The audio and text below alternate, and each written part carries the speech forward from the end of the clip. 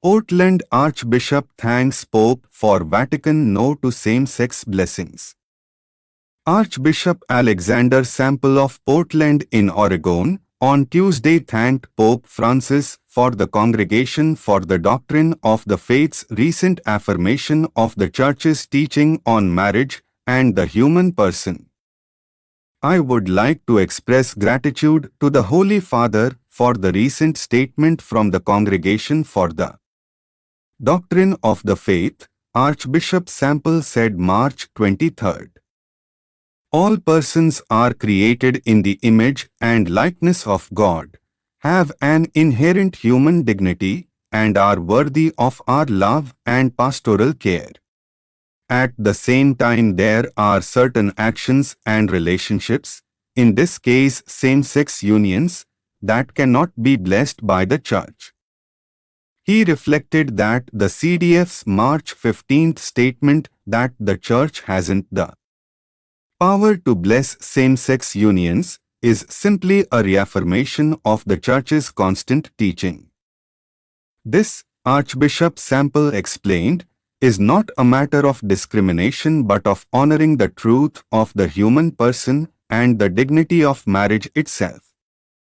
I realize this is an unpopular truth as evidenced by the response by many to this statement, which was approved by Pope Francis.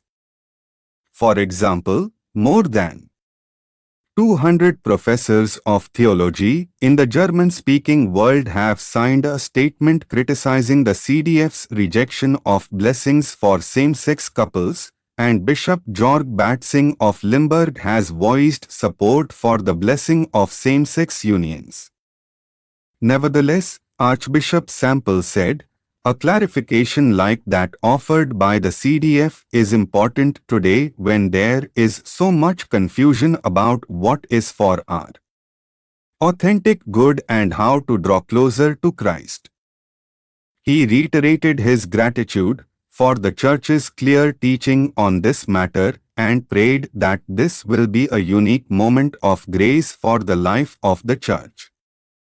As we approach Holy Week and Easter, I pray that all of us, brothers and sisters in Christ, will be renewed by a life-giving and transformative encounter with the crucified and risen Savior.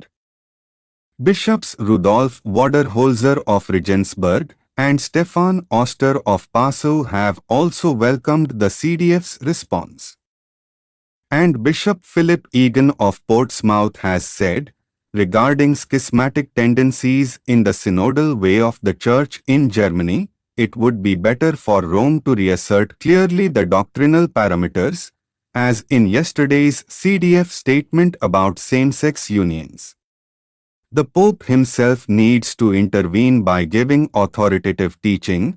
This is the role of the Petrine ministry.